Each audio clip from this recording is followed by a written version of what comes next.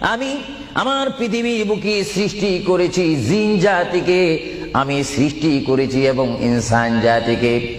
এই দুটো জাতিকে একমাত্র আমি সৃষ্টি করেছি, তৈরি করেছি সুন্দর করে। আমার জমিনের মধ্যে আমার বান্দারা আমার ইবাদত করবে। জোরে বলেন সুবহানাল্লাহ। ভাইরা আমার, কোন সন্তান যদি তার পিতার কথা মানে, পিতা কি বেজার হয় না খুশি হয়? কোন সন্তান যদি তার মায়ের কথা মানে, তখন কি মা বেজার হয় না খুশি হয়? আর আল্লাহর বান্দা যদি আল্লাহর কথা শুনে, আল্লাহর বান্দা যদি আল্লাহর কথা মতে তার জীবনকে বাস্তবায়ন করে, আল্লাহর বান্দা যদি আল্লাহর হুকুম মোতাবেক তার জীবনকে যদি পরিচালনা করে, আমার আল্লাহ বলে, বান্দারে জীবনে তুই আমাকে দেখলি না, আমাকে তুমি দেখলে না। হ্যাঁ বান্দা, আমাকে না দেখি আমার প্রিয় বন্ধু মুহাম্মদুর রাসূলুল্লাহ সাল্লাল্লাহু আলাইহি ওয়াসাল্লামের মাধ্যমে আমার পরিচয় পেয়ে আমি মহান আল্লাহকে যখন তুমি স্বীকার করেছো, আমি তোমার জন্য আটকানা। ভাইরা আমার, এই পৃথিবী আখিরাতের সমতুল্য এক সেকেন্ড নয়। এই পৃথিবী ক্ষুদ্র একটি সময়। আল্লাহর প্রিয় নবী এজন্য পৃথিবীকে তিনি বলেছেন আদ-দুনিয়া মাজরাতুল আখিরাহ, আদ-দুনিয়া মাজরাতুল আখিরাহ।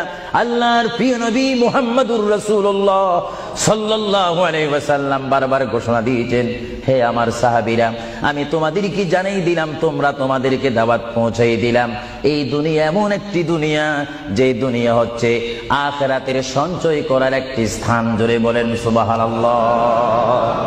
এই দুনিয়াতে যে যাই করবে তার ফলাফল সে হাসরের ময়দানে হাতে নিবে। আর হাসরের ময়দান এমন একটা কঠিন ময়দান হবে, যে ময়দানে যদি আল্লাহর বান্দাগণ ডাইন হাতে আমলনামা পায়, সে অবশ্যই মনে করতে হবে আমার জন্য জান্নাতের দরজা অপেক্ষা করতেছে। চিৎকার দিয়ে বলেন সুবহানাল্লাহ। আর যে বাম হাতে পায় আমলনামা, যদি কেউ বাম হাতে পেয়ে যায়, কোন নারী হোক, কোন পুরুষ হোক, রাষ্ট্রপতি হোক, প্রেসিডেন্ট হোক, মন্ত্রী হোক, ওসি হোক, ডিসি হোক, আল্লামা হোক, আল্লামাতুল ফাহামা হোক, ইসলামী চিন্তাবিদ হোক, অনিসলামিক চিন্তাবিদ হোক, যদি বাম হাতে আমলনামা পায়, আল্লাহ রাসূল বলেন উম্মত যদি তোমার বাম হাতে আমলনামা চলে যায়, অবশ্যই তুমি জাহান্নামী। আর যদি ডান হাতে তোমার আমলনামা পেয়ে যাও, তুমি অবশ্যই মনে করবে তুমি জান্নাতি। জোরে বলেন সুবহানাল্লাহ। আমি হাউসকে আমি প্রশ্ন করতে চাই, শ্রোতা ভাইদেরকে প্রশ্ন করতে চাই, আপনারা বলুন, আপনারা কি বাম হাতে আমলনামা চান না ডান হাতে? একটু ডান হাতটা কি আপনারা তুলবেন না? সবাই একটু হাত তুলে বলুন, ডান হাতে আমলনামা চাই কি চাই না? ডান হাতে আমাদেরকে আমলনামা দেওয়ার মালিক কে? আরো জোরে বলুন, মালিক কে? আর এই ডান হাতে আমলনামা যদি নিতে চাই, জান্নাতের সার্টিফিকেট যদি নিতে চাই, তাহলে এই ডান হাতে আমলনামা পেতে হলে এই জমিনে আল্লাহর হুকুম মানতে হবে। চিৎকার দিয়ে বলুন সুবহানাল্লাহ।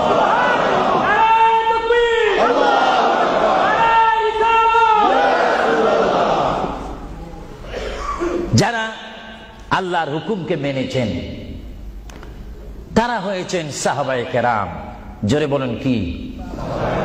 আপনাদের সকলের অন্তরে, সকলের দিলে, সকলের মনে সাহাবায়ে কেরামের ভালোবাসা আছে কিনা?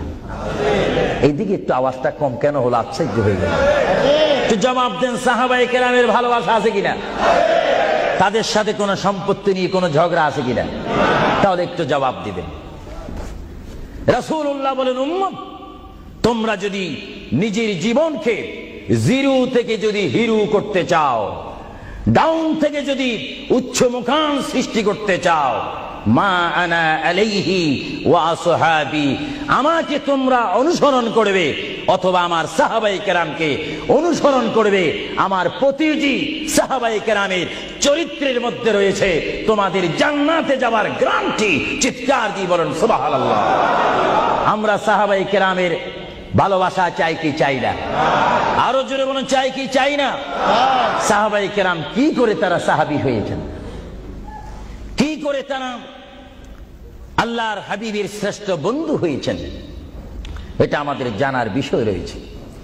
প্রিয় ভাইয়েরা আমার, সাহাবী বলা হয় তাদেরকে যারা রাসূল মেনেছেন, সাহাবী বলা হয় তাদেরকে যারা রাসূল বুঝেছেন, সাহাবায়ে কেরাম বলা হয় তাদেরকে যারা রসুল পেয়েছেন, পাওয়ার পরে যারা মানার মতো মেনেছেন, তাদেরকে বলা হচ্ছে সাহাবায়ে কেরাম।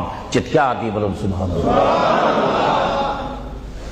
সাহাবীরা কেমন ভালোবাসতেন আল্লাহর নবীকে, কেমন ভালোবাসতেন ভাইরা আমার। সাহাবায়ে কেরাম আল্লাহর নবীকে কেমন ভালোবাসতেন। আল্লাহর প্রিয় নবী, দু জাহানের বাদশা নবী মুহাম্মদুর রাসূলুল্লাহ সাল্লাল্লাহু আলাইহি ওয়াসাল্লাম, তিনি মক্কা থেকে মদিনায় হিজরতে যাবেন। মাতৃভূমির থেকে মক্কা শরীফ থেকে তিনি মদিনাতুল মুনাওয়ারা শরীফে যাবেন। যাওয়ার কয়েক মাস পূর্বে আল্লাহর প্রিয় নবী, দু জাহানের বাদশা নবী মুহাম্মদুর রাসূলুল্লাহ সাল্লাল্লাহু আলাইহি ওয়াসাল্লাম, সাহাবীদের মধ্যে শ্রেষ্ঠ সাহাবী, কিয়ামত পর্যন্ত আমার রাসূলের যুগ থেকে কিয়ামত পর্যন্ত কোটি কোটি কোটি কোটি ঈমানদার মুসলমান মুত্তাকিন ফরেজগার ওলি গৌস কুতুব ফকির দরবেশ সকলের ঈমানকে যদি এক পাল্লার মধ্যে রাখা হয়, সাইয়্যিদনা আবু বকর সিদ্দিক রাদিয়াল্লাহু তাআলা আনহুর একটি রাত্রির সমতুল্য হবে না। জোরে বলেন সুবহানাল্লাহ।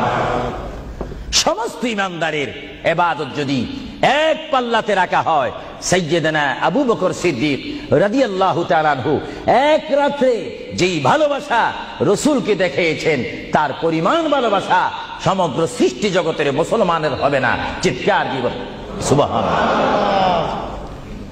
সাইয়্যিদনা আবু বকর সিদ্দিককে আল্লাহ রাসূল বললেন, আবু বকর, আমি আমার মায়ের দেশ, আমি আমার বাবার দেশ, আমি আমার দাদার দেশ মক্কাতুল মুআজ্জামা, মক্কা শরীফ মাতৃভূমি ছেড়ে আল্লাহর হুকুমে কাফেরদের অত্যাচারে আমাকে এখান থেকে হিজরত করে চলে যেতে হবে। যদি আমি হিজরত করি, আবু বকর তুমি আমার সঙ্গী হয়ে থাকবে।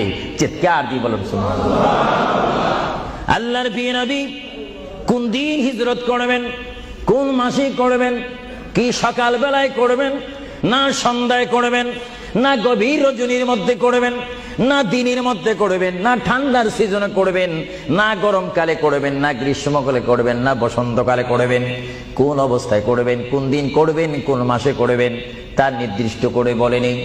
আল্লাহর প্রিয় নবী, দু জাহানের বাদশা নবী মুহাম্মদুর রাসূলুল্লাহ হিজরত করার টাইমে সাইয়্যিদানা আলী রাদিয়াল্লাহু তাআলা আনহুকে ডাক দিয়ে বলে, আলী, আমি হিজরত করব, আমি রাত্রে আঁধার অবস্থার মধ্যে মাতৃভূমি ছেড়ে চলে যাব। আলী, তুমি আমার বিছনার মধ্যে শুয়ে থাকবে, কম্বলখানা গায়ে দিয়ে শুয়ে থাকবে। আলী, কাফেররা তোমাকে মারার জন্য চেষ্টা করবে, কিন্তু তোমাকে মারতে পারবে না। আলী, আমি যাওয়ার টাইমে অনেকের আমানত টাকা পয়সা আমার কাছে রয়েছে, আমি তোমার হাতের মধ্যে দিয়ে দিলাম। সকাল যখন হয়ে যাবে, তুমি তাদের আমানতগুলা তাদের কাছে পৌঁছাই দিবে। এতে প্রমাণ হলো হযরত আলী যদিও নবীর বিছনার মধ্যে ঘুমিয়ে যায়, তারপর আলীকে মারা যাবে না, যেহেতু যদি আলী মরে যাইতেন, আলীর নিকটে আমার নবী আমানত রাখতেন না। জোরে বলেন সুবহানাল্লাহ। আরো জোরে বলেন সুবহানাল্লাহ। তাহলে কাফেররা দে আলীকে মারতে পারবেন না, এটা নবী জানে কি জানে না? আওয়াজটা ডাউন হয়ে গেল। উচ্চ সুরে বলেন, নবী জানে কি জানে না? নবীকে জানার ক্ষমতা দিয়েছেন কে? আল্লাহ। কারণ নবীর টিচার তো কোনো ব্যক্তি নয়, নবীর টিচার কোনো ফেরেশতা নয়, নবীর শিক্ষক কোনো মানুষ নয়, নবীর শিক্ষক একমাত্র হচ্ছে আল্লাহ। জোরে বলুন কে? আরো জোরে বলুন কে? আল্লাহ যার শিক্ষক, তার এলেমের কি কমতি আছে নাকি? হযরত আলী জীবনকে ভয় না করে তিনি রাসূলুল্লাহ পালঙ্কের মধ্যে তিনি শুয়ে পড়লেন, বিছনার মধ্যে শুয়ে পড়লেন। যখন শুয়ে পড়ল, কাফেররা প্রবেশ করে দেখেন ওই চকির মধ্যে নিশ্চয়ই মুহাম্মদ ঘুমিয়ে আছে। বলেন সাল্লাল্লাহু আলাইহি ওয়াসাল্লাম। কম্বলখানা উঠি তারা দেখলেন মুহাম্মদের স্থানে শুয়ে আছেন শের খোদা হযরত আলী। কাফেররা বলল, আলী, আমরা তো ইচ্ছা করলে তোমাকে জবা করে দিতে পারি বা তোমাকে জমাই করে দিতে পারতাম। আলী, তুমি কেন এই বিছনার মধ্যে শুয়ে আছো? হযরত আলী চোখের পানি ছেড়ে বলে, কাফেররা, তোমরা এখনো পর্যন্ত আমার হাবিবকে চিনতে পারোনি। আমার নবীকে চিনতে পারোনি। আমার নবী শুধু এখানে আমাকে শোয়াইছেন, ঈমান পরীক্ষা করেছেন। শুধু তাই নয়, আগামী দিন সকাল বেলায় মানুষের আমানতের জিনিস মানুষের কাছে পৌঁছে দেওয়ার জন্য রাসূলুল্লাহ তাও আমাকে বলেছেন। তাহলে বুঝা গেল, একদিকে আমি রাসূলুল্লাহর পেটের মধ্যে ঘুমাবো, আর সকাল বেলায় আমি উঠে মানুষের আমানত তাদের হাতে পৌঁছাই দেব। জোরে বলেন সুবহানাল্লাহ, বলেন আল্লাহু আকবার, আরো জোরে বলুন আল্লাহু আকবার। মহান নবীকে এত সুন্দর করে পৃথিবীতে পাঠিয়েছেন আল্লাহ। জোরে বলেন কে? তাহলে ভাইয়েরা আমার, কেউ যদি আমাকে মারতে আসে আর আমি যদি জানি আমার পালকের মধ্যে যদি আমি শুয়ে থাকি, কেউ আমাকে জবা করে দিবে, আর এই টাইমে যদি আমার ভাইকে যদি আমি বলি, বিশেষ করে সভাপতিকে যদি বলি আপনি একটু আমার পালকে ঘুমান, উনি বলবে আমার সভাপতির প্রয়োজন নেই, আমার জান বাঁচা ফরজ, বসবে না, থাকবে না। আর সাহাবায়ে কেরাম জেনে শুনে মেনে ইচ্ছা করে নিজের জীবন প্রতি মুহূর্তে মুহাম্মদ রাসূলুল্লাহ চরণের মধ্যে দেওয়ার জন্য প্রতি ওয়াক্তে প্রস্তুত ছিল। চিৎকার দিয়ে বলেন সুবহানাল্লাহ। আল্লাহর পেয়ারা নবী হিজরত তিনি শুরু করলেন। আল্লাহর পেয়ারা নবী মায়ের দেশ মক্কা শরীফ থেকে আল্লাহর নবী চলে যাচ্ছেন। চলে যাওয়ার টাইমে সাইয়্যিদানা আবু বকর সিদ্দিকের ঘরের মধ্যে গেলেন। সাইয়্যিদানা আবু বকর সিদ্দিক রাদিয়াল্লাহু তাআলা আনহু ঘরের দরজার মধ্যে আল্লাহর প্রিয় নবীকে ডাক দিলেন, ইয়া আবু বকর, ইয়া আবু বকর, ইয়া আবু বকর করে যখন ডাক দিলেন, সাইয়্যিদানা আবু বকর সিদ্দিক রাদিয়াল্লাহু তাআলা আনহু একটা সেকেন্ড দেরি না করে সঙ্গে সঙ্গে বললেন, ইয়া রাসূলুল্লাহ, ইয়া রাসূলুল্লাহ। আল্লাহর প্যারা নবী চক্ষু মুবারকের পানি মুবারক ছেড়ে দিলেন, আবু বকর তুমি রাত্রে এমন সময় আমি এসেছি, নিশি রজনীর মধ্যে এসেছি, যে টাইমে মানুষ একটু ঘুমায়, ওই ঘুমের টাইমে তোমার ঘরের দরজার মধ্যে এসে তোমাকে ডাক দিলাম। বেড থেকে ঘুম থেকে উঠতে তো তোমার 2-3 মিনিটের প্রয়োজন, কিন্তু আমি নবী তোমাকে ডাক দেওয়ার সঙ্গে সঙ্গে তুমি কি করি ইয়া রাসূলুল্লাহ বলতে পেরেছো? হযরত আবু বকর চোখের পানি ছেড়ে বলে, হুজুর আপনি আপনার সঙ্গে আমাকে হিজরতের কথা বলেছেন, কোন দিন হিজরত করতে হবে তা আপনি নির্দিষ্ট বলেন নেই। হুজুর আজকে কয়েক মাস অতীত হয়ে গেল আমার জীবনের মধ্যে, আরামের ঘুমকে হারাম করে দিয়ে রাত যখন হয়ে যায় আমার পিঠটা দরজার সাথে লাগিয়ে, আমার কানটা দরজার সাথে লাগিয়ে রাখতাম, আল্লাহর নবী কখন আমাকে ডাক দেয়। জোরে বলেন সুবহানাল্লাহ, আরো জোরে বলেন সুবহানাল্লাহ। এটার নাম হচ্ছে মোহাব্বত। যারা রাসূলুল্লাহর মোহাব্বত করে তারা অবশ্যই আল্লাহর মোহাব্বত আদায় হয়ে যায়। সুবহানাল্লাহ। আপনারা বলেন রাসূলুল্লাহ কার রাসূল? আরো জোরে বলুন না, কার রাসূল? ওনাকে রাসূল করে পাঠিয়েছেন কে? ওনাকে হেফাজত করার দায়িত্ব কার? ওনার জবানের হেফাজত করার দায়িত্ব কার? ওনাকে ভালোবাসার দায়িত্ব কার? আমরা যদি রাসূলকে ভালোবাসি আল্লাহ কি খুশি হবে না বেজার হবে? এজন্য ভাইয়েরা আমার, সাইয়্যিদানা আবু বকর সিদ্দিক রাদিয়াল্লাহু তাআলা আনহু তিনি নবীকে এমনই ভালোবাসতেন, যারা রাসূলকে পৃথিবীর বুকে এমনি ভাবে ভালোবাসতে পেরেছেন তারাই হয়েছেন আখিরাতের জান্নাত পাওয়ার গ্যারান্টি সার্টিফিকেট তারা পৃথিবী থেকে লাভ করেছেন। চিৎকার দিয়ে বলেন সুবহানাল্লাহ। দরুদ শরীফ পড়েন, আল্লাহুম্মা সাল্লি আলা মাওলানা মুহাম্মদ ওয়া আলা আলি সাইয়্যিদিনা। দুরূদ শরীফ যখন পড়বেন তখন এমন ভাবে দুরূদ শরীফ পড়বেন, মনে রাখবেন মনের দৃষ্টিকোণ থেকে যে রাসূল আমার দুরূদ শরীফ নিজ কান মোবারক দ্বারা শুনতে পারতেছেন। আরো জোরে বলেন না সুবহানাল্লাহ। তিনটি কথা মনে রাখবেন সব সময়। 1 নম্বরে রাসূলুল্লাহর দরবারে মালায়েকা সমস্ত রহমতের ফেরেশতারা রাসূলুল্লাহর দরবারে উম্মতের সালাম পৌঁছায় দেয়। জোরে বলেন না সুবহানাল্লাহ। 2 নম্বরে রাসূলুল্লাহ যারা দুরূদ শরীফ পড়ে তাদের আওয়াজ নিজ কান মোবারক দ্বারা শুনে। 3 নম্বরে আমার নবী বলেন, আমি আমার উম্মতের যারা আশিক ক্লাস নাম্বার 1 যারা বেশি প্রেমিক তাদের দুরূদ শরীফের আওয়াজ আমি তাদের সামনে থেকে শুনি। জোরে বলেন সুবহানাল্লাহ। কয়টি কথা? আরো জোরে বলেন কয়টা? কেউ শুধু আমল করে একটা, ফেরেশতারা পৌঁছায় দেয়। ভালো কথা, আপনাদেরকে ধন্যবাদ। ফেরেশতারা পৌঁছে দেয় রাসূলের দরবারে দুরূদ শরীফ, এটা সহিহ। কিন্তু রাসূল বলেন আমি দুরূদ শরীফ নিজ কান মোবারকে শুনি, তাও সহিহ। রাসূল বলেন আমি উপস্থিত হয়ে আমার উম্মতের দুরূদ শরীফ শুনি, তাও সহিহ। বুখারী ও মুসলিম শরীফ, ইবনে মাজাহ শরীফ আপনারা খুলে দেখুন। রাসূলুল্লাহকে আল্লাহ পজিশন দান করেছেন। চিৎকার দিয়ে বলুন সুবহানাল্লাহ। রাসূল যদি মদিনা থেকে আমাদের দুরূদ শরীফ আওয়াজ শোনেন এবং আবার যদি এখানেও এসে তিনি শোনেন, এই ক্ষমতা যদি রাসূলুল্লাহকে আল্লাহ দিয়ে থাকেন, আপনাদের কোনো আপত্তি আছে? আওয়াজ বুঝে যায় কিছু কিছু আপত্তি আছে। একটু আমার মুসলমান ভাইরা বলেন আপত্তি আছে? আরো জোরে বলেন কোন অভিযোগ আছে? রাসূলুল্লাহকে ক্ষমতা দিয়েছেন কে? আরো জোরে বলেন কে? না আমরা কমিটি সিদ্ধান্ত করে ক্ষমতা প্রদান করলাম? যদি কাউকে ক্ষমতা প্রদান করতে হয় সেখানে অভিযোগ সৃষ্টি হয়, গন্ডগোল সৃষ্টি হয়।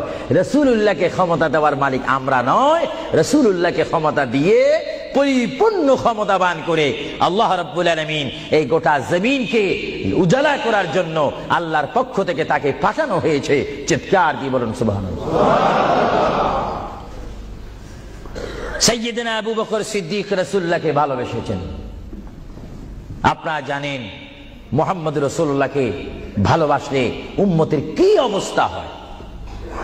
আপনারা যারা মক্কা শরীফ গিয়েছেন, হজ করেছেন, সেখান থেকে আপনারা গিয়েছেন বিশ্বের শ্রেষ্ঠতম দামিময় শহর, বিশ্বের শ্রেষ্ঠতম উজ্জ্বল শহর, যে শহরে পা রাখা মাত্র 50,000 সওয়াব আল্লাহ রাব্বুল আলামিন উম্মতের আমলনামায় প্রদান করে দেন।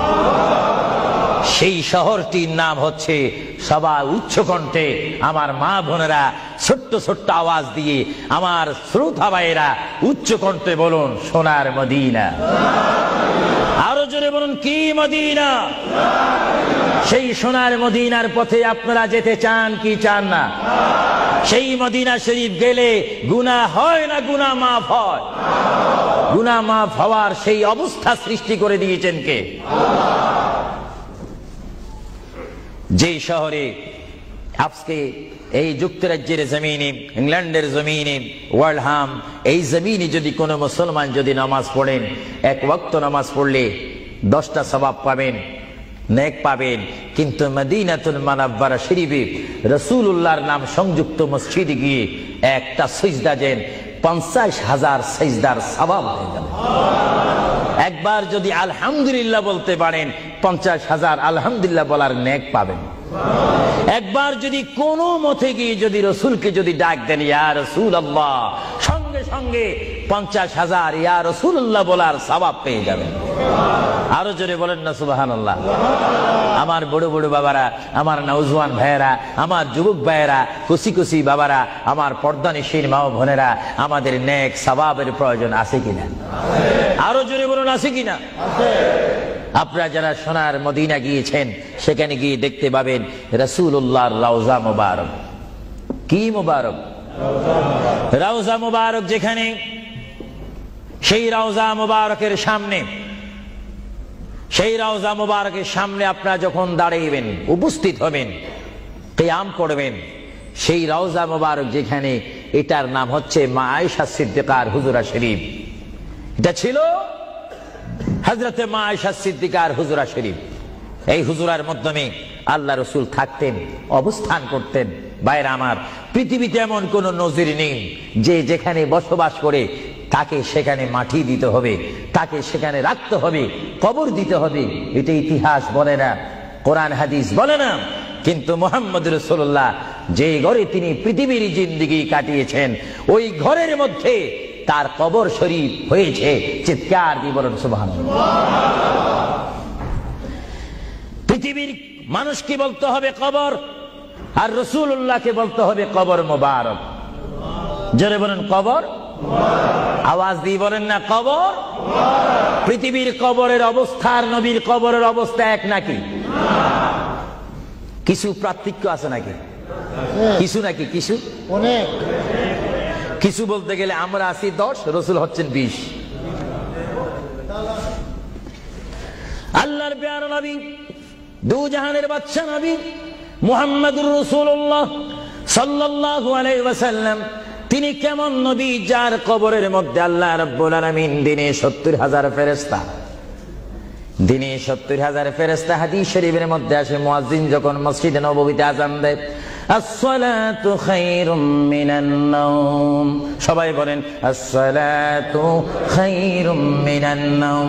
মুয়াজ্জিন যখন আযান দিয়ে দেয়, ওই টাইমে রহমতের 70,000 ফেরেশতা দুরূদ শরীফ পড়তে পড়তে আমার প্রিয় নবীর রওজা মুবারকের মধ্যে উপস্থিত হয়ে যায়। আর সমস্ত ফেরেশতারা চতুর্দিকে ঘুরে ঘুরে দুরূদ শরীফ পড়া শুরু করে। আবার যখন মাগরিবের আযান হয়, তখন ফেরেশতারা চলে যায়। আবার 70,000 ফেরেশতা নতুন করে রাত্রের মধ্যে নাজিল হয়। তাফসীরের মধ্যে আসে দিনে 70,000, রাত্রে 70,000। আজকে দিনে যারা আগমন করলো ফেরেশতা, কিয়ামতের আগে তারা আর আসার সুযোগ পাবে না। আজকে যারা আসলো, কিয়ামত পর্যন্ত এক গ্রুপ অপর গ্রুপের সঙ্গে সাক্ষাৎ হবে না। এমনি ভাবে দিনে 70,000 রহমতের ফেরেশতা, রাত্রে 70,000 রহমতের ফেরেশতা আমার প্রিয় নবীর রওজা মুবারক জিয়ারত করার জন্য আমার আল্লাহ আসমান থেকে পাঠিয়ে দিচ্ছেন। জোরে বলেন সুবহানাল্লাহ, বলেন আল্লাহু আকবার, আরো জোরে বলেন আল্লাহু আকবার, আল্লাহু আকবার। তাহলে এই হাদিসে প্রমাণ হচ্ছে মুহাম্মদ রাসূলুল্লাহর রওজা মুবারকে দিনে যদি 70,000 রহমতের ফেরেশতারা আগমন করে, রাত্রে যদি 70,000 আগমন করে, 70 দুটোটা 70 যদি যোগ দেওয়া হয় কত হবে? আরো জোরে বলেন 1,40,000 ফেরেশতা দৈনিক দৈনিক বাধ্যতামূলক আমার রাসূলের রওজা মুবারক জিয়ারত করে দুরূদ শরীফ পড়ে পড়ে রাসূলুল্লাহর স্লোগান দিচ্ছে। চিৎকার দিয়ে বলেন সুবহানাল্লাহ, আরো জোরে বলেন না সুবহানাল্লাহ। আপনারা সেই সোনার মদিনার রাসূলের কদম মুবারকে যেতে চান কি চান না? আরো জোরে বলেন চান কি চান না? রাসূলের কদমে গেলে গুনাহ হয় না, গুনাহ মাফ হয়। এটা দরুদ শরীফ পড়েন, বালাগাল উলা বিকামালিহি কাশাবাদ দুজা বিজামালিহি হাসানাত জামিউ খিসালিহি সাল্লু আলাইহি नकीता खुदा तुझको मुझे दुनिया भी दे दे, न चाहता खुदा तुझसे तख्ते की चिरा भी दे दे। बलगल उला बिकमालिही, जुड़े कशबत हसनत जमीउ खिसानिही। अल्लाहर प्रिय नबी মুহাম্মদ রাসূলুল্লাহ সাল্লাল্লাহু আলাইহি ওয়াসাল্লামের রওজা মুবারকে তিনি শুয়ে আছেন। তাহলে বোঝা গেল তিনি এখন জাহিরি ভাবে পৃথিবীতে নাই, তিনি এখন কবর মুবারকে রয়েছে। চিৎকার দিয়ে বলুন সুবহানাল্লাহ। কোথায় রয়েছে? আরো জোরে বলুন কবর।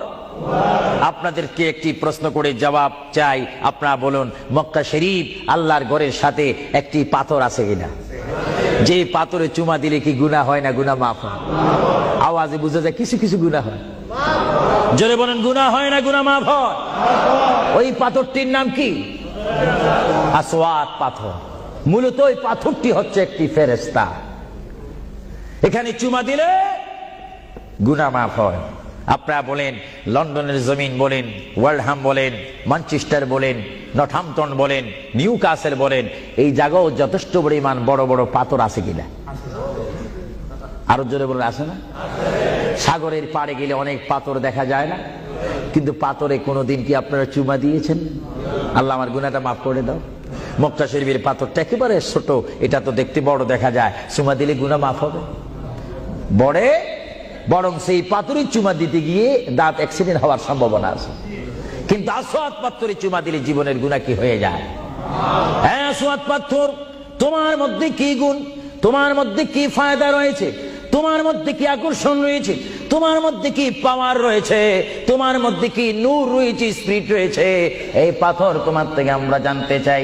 পাথরটি জবাব দিবে আমার ব্যক্তিগত কোনো গুণ নেই, আল্লাহর প্রিয় নবী, দু জাহানের বাদশা নবী মুহাম্মদুর রাসূলুল্লাহ, আমি পাথরের গায়ে চুমা দেওয়ার কারণে কিয়ামত পর্যন্ত যত মুসলমান আমার গায়ে চুমা দিবে তাদের গুনাহগুলি আমি চুম্বকের মতো চষে নেব। জোরে বলেন সুবহানাল্লাহ, বলেন আল্লাহু আকবার।